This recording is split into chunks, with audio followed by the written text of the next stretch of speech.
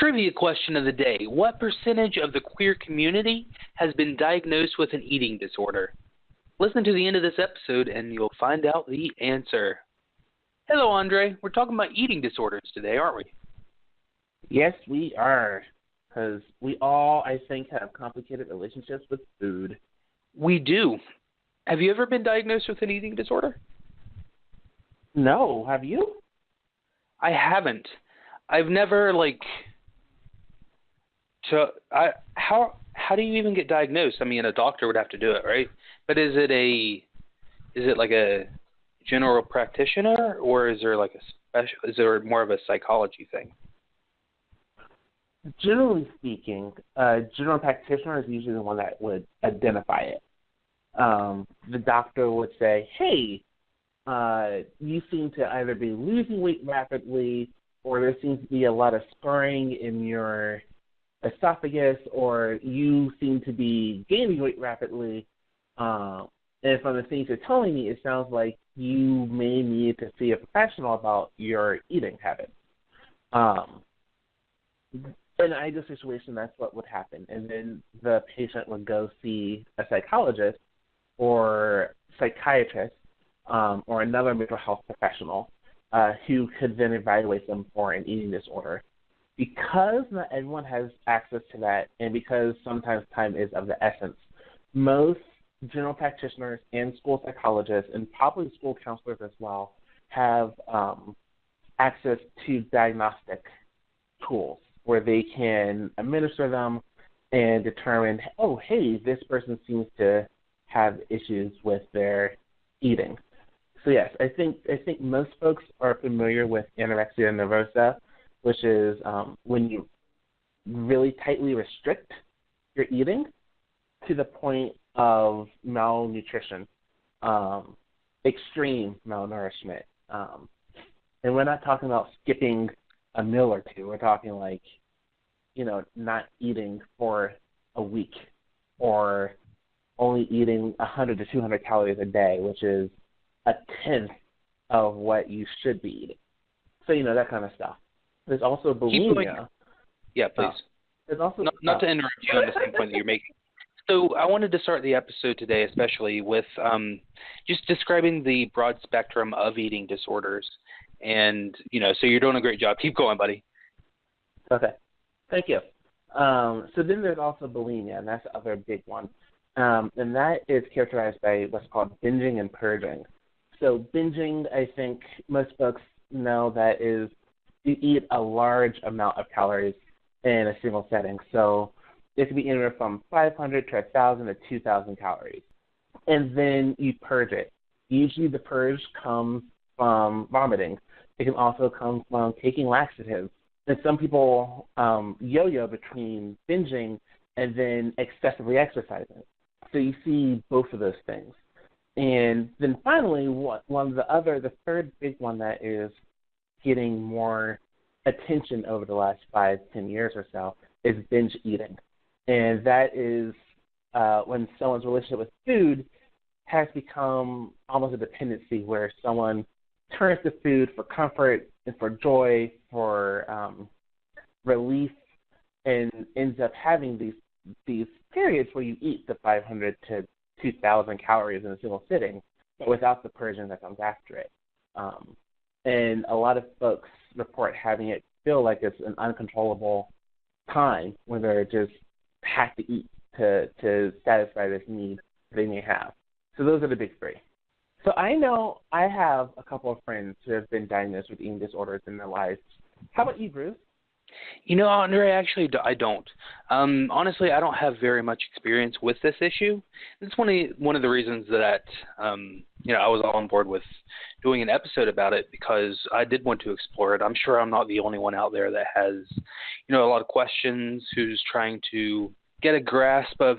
So can I start here with you? Is it a mental health issue, or is it a chemical that causes an eating disorder? It is a mental health issue. Okay. But to try to pinpoint a singular cause can be a bit tricky, as with any psychological sickness. Generally speaking, with particularly anorexia, something they notice a lot is this idea of control, where if someone feels like they've been controlled in the rest of their lives, then this is an area, eating is the one thing they can't control about themselves. And so anorexia is a way for them to kind of take control of their life in a small, meaningful way, a small but meaningful way. And so that's oftentimes with anorexia is usually someone who has either really constrictive, really strict parents, or they're in a life situation in which they have very little flexibility. Does that make sense? So is it more of a symptom of a bigger mental health issue, or is it a standalone issue of itself? You know what I'm saying? Oh, I see what you're saying. Sorry. No, it's its own standalone issue. All three of them, all three of the ones I mentioned, have a pretty high what's called comorbidity, which basically means two or more sicknesses or diseases at the same time. So with anorexia and bulimia and binge eating, they all have high comorbidity, which I guess is our word of the day, with anxiety, you know? I mean, it's a good word to know, but with anxiety. And that a lot of folks who have one of these three disorders, or oftentimes folks get diagnosed with two of them, they tend to be very anxious people in other areas of their lives. And that might oftentimes, that's the first thing that kind of sends people into thinking and being concerned about a friend or a family member where, oh, this person always seems kind of anxious, and their anxiety seems to peak around food. And then you might talk to them or, you know, observe them a little longer and try to figure out if it's just your perspective or is something going on. I think you say this a lot on the show, but communication is key. Yeah. I feel like that should be our tagline, right? You see T-shirts with that. Right.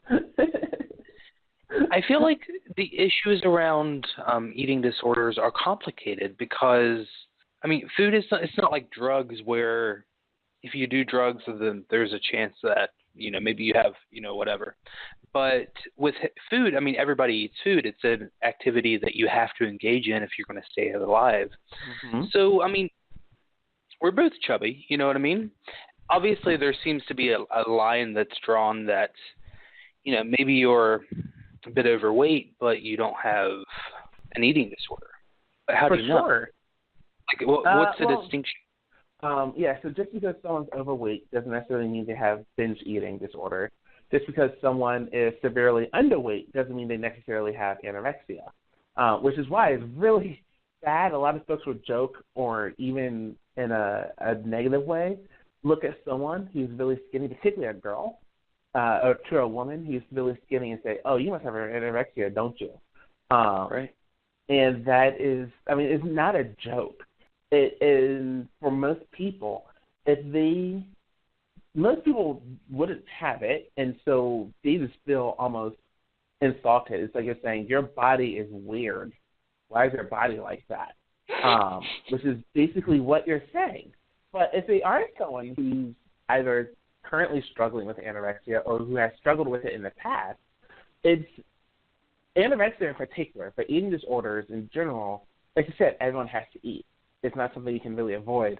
And so even with treatment, it's usually a soft piece. Think about like North and South Korea, right? Like any domino on the wrong side of the line can cause war to happen again. It's kind of like that. And so if you think someone might be struggling with anorexia, you shouldn't yell at them. You should, you know, be a good friend and show empathy and be like, hey, I noticed that you don't seem to eat very much. If anything you want to talk about, I'm here for you. And because you don't know what may happen. Maybe they just have financial problems.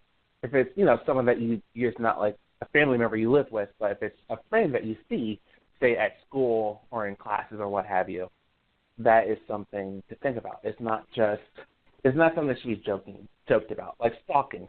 That's a serious problem. You shouldn't be joking about it. You know, that kind of stuff. What's the question? I think I might have lost it in all of that. No, I mean, you answered it from a good perspective of if you're seeing, like, your friend or whatever. What if it's, like, internally, though? What if you're questioning whether you might have an eating disorder or whether you just, really like cheesecake? Okay, I see what you're saying. Sorry. No, you did well. I'm just giving you a follow-up. Oh, yeah, that makes sense. This is how questions work. Yeah. So it's something that you think you might be struggling with. The first thing to think about is in psychology, in counseling, there's this phrase that it's not a problem until it's a problem. And that's usually the first step to kind of figure out if something is just a quirk or if something is actually harming you. If, you're not eating and it causes you to stop having periods, or it causes you to not be able to function day-to-day life, or you have a lack of energy and you're brittle because you're malnourished, so your body doesn't have the nutrients it needs to survive, that's a problem. Or the same thing with binge eating. If you're losing money or you're getting into financial distress because you're eating so much, if you're eating so much that your weight and body continues to increase to unhealthy levels, that's a problem. In bulimia, I mean, just the idea of forcing your body to vomit or to use laxatives, that in and of itself is a problem because your body isn't meant to continually and regularly do those things. And so, I mean, it causes, all three of them lead to really bad health consequences. And people die from this. I think one of the most famous cases was Carol Carpenter, the singer.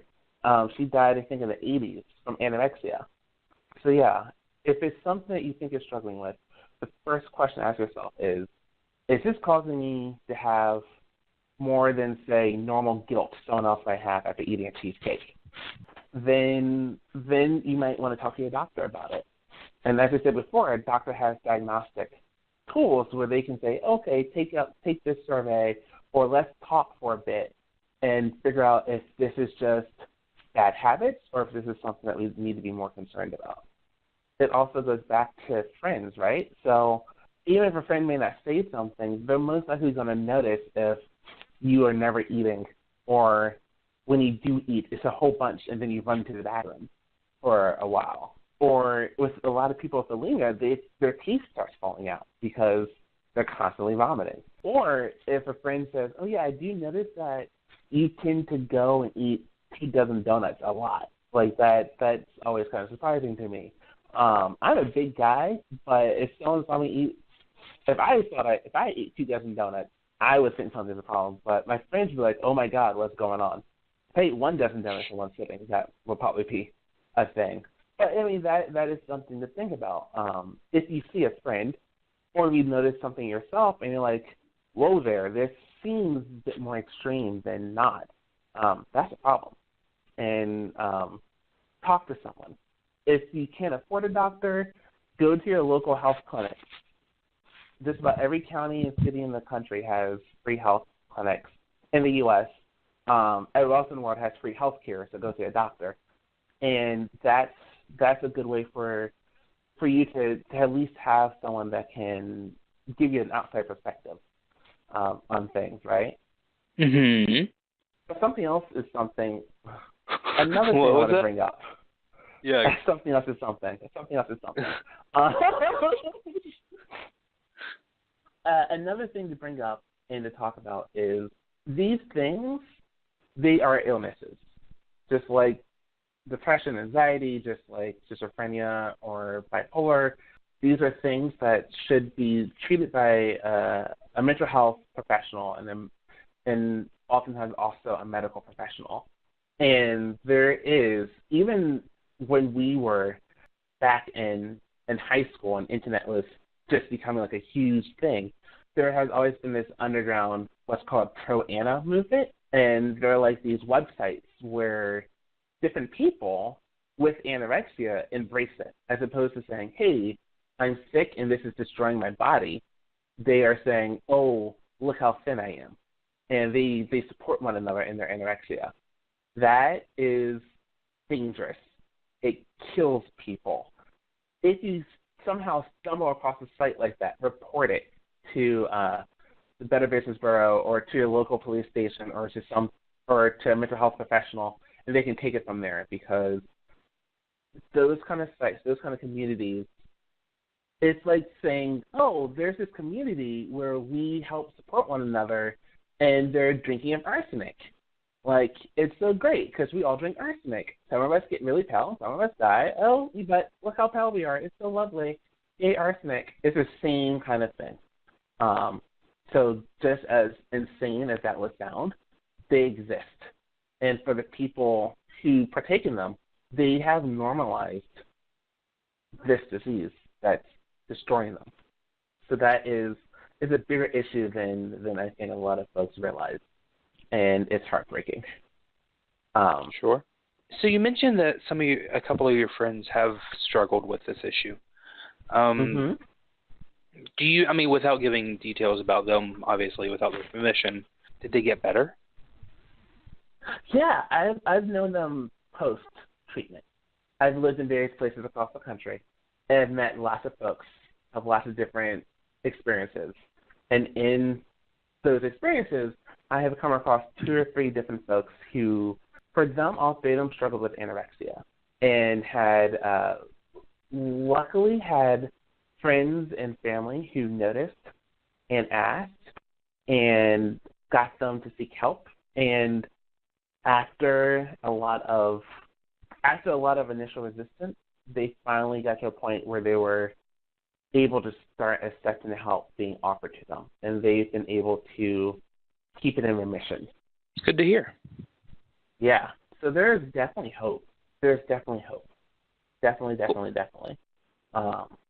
Bruce, one thing we haven't really talked about is kind of like the demographics, like who gets this, right? Who are some of the folks that struggle with it, right? So who are some of the folks? Well, let me ask you first. Being someone who's not had much exposure to eating disorders and to mental health issues, just from what you know from popular culture and from the world around you, who would you say eating disorders affect the most? Are you asking for like a specific, models? Yeah? Okay. Yeah. But it is thought to be a common issue amongst models, both anorexia and bulimia. And that's why in the modeling industry in various countries, they actually started imposing weight restrictions. So you had to be at a minimum weight based off of your height, of course, in order to be able to model, which, of course, some naturally thinner models were upset about because it kind of makes it harder for them. But the reason these kind of things were instituted was to help prevent the prevalence or address the prevalence of eating disorders within the modeling community, but 2, to help present a better image to all those looking at these beautiful, beautiful people and thinking, I need to look like that, and using that as one of the initiates. That kind of sparks them to get into to start expressing the symptoms of these disorders. So so models would definitely. I know stats for the U.S., so I'm going to stick to those. But roughly 90% of those diagnosed with eating disorders are going to be women. And the majority of those are going to be women who are roughly 12 to 22 in age. That's where we see the bulk of eating disorders, particularly anorexia and bulimia. And I think that's not to say that those who are younger or older can't develop these things, but that's just where you see it the most. And amongst men, that other 10%, amongst men, It's the folks who are most likely to develop eating disorders are athletes, particularly athletes in weight-based sports like wrestling. That's why high schools across the country started instituting certain water weight rules where your weight is only allowed to fluctuate X amount of pounds from the beginning of the season and throughout the season to the end of the season to kind of prevent and address and catch when a lot of these guys were starving themselves or were gorging themselves to try to make different kinds of weight. But we see it amongst athletes, and we also see it amongst the queer population, both men and women, but particularly gay men are overrepresented within the eating disorder diagnoses. That's actually a really good segue. I mean, we are basically wrapping up here anyway, so go ahead and let them know the answer to the trivia question. Oh, I think you can give the answer to the trivia question, Bruce. I feel like I've talked a lot. So it's 54% within the queer community that have been diagnosed. Over half. Over half. And how many people total were either diagnosed or think they might have had an eating disorder? To this stat, it's 75%. That is an epidemic. Certainly. I mean, no other disease hits the queer community or really any community at this kind of level. So it's something to think about. And why do you think it's so high in our community? What are some of your thoughts on it? Because I have guesses. What would be some of your guesses, Bruce? Well, I mean, you're much more educated in this, but just from our conversation today, those within the queer community are at higher risk for other mental health issues as well. And so I would think that would be a big reason that it's so high. Yeah, for sure. And I think what you said about models, and we think about models as, they're supposed to represent the pinnacle of beauty. And so we think about the reason why they started instituting weight requirement is because a lot of times I would say these women, but these models are, people see them as aspirational. And so when we have these kind of beauty standards, it can have really detrimental effects on people. Yeah. So thinking about beauty standards, I believe that's our next episode. Issue. Yeah, there we go. And the segue finally gets started. Hey, it only took us 20 episodes to do a good segue. Woohoo. And speaking of, we should probably go ahead and make a mention of our episode schedule as well. So thus far we've been doing Monday, Wednesday, Friday for new episodes. For the next couple months, Andre's finishing up his semester. I have some things in my life I need to finish up as well. So we're going to cut it down to just Fridays for the next few months. But in summertime, we'll be back up to 3 times a week. And, yeah, we'll still be active on social media. So hit us up on Twitter. Let us know your thoughts. Let us know your story. Let us know your queer experience. Thanks for listening, and we'll see you next week. Bye, y'all. Cool. Dunsky. I still can't believe I let you talk me into making that a catchphrase. I like it, though. I like that you even use it. I know in Twitter, you too. like it. Huh? I think it's cute. What is that? I know. I like that you even use it in your Twitter video, too. Well, I have to. Branding, dude. Yeah. Branding. No, it's just, you got to live with it. You're going to make millions off that one day. I'm going to hold you to that.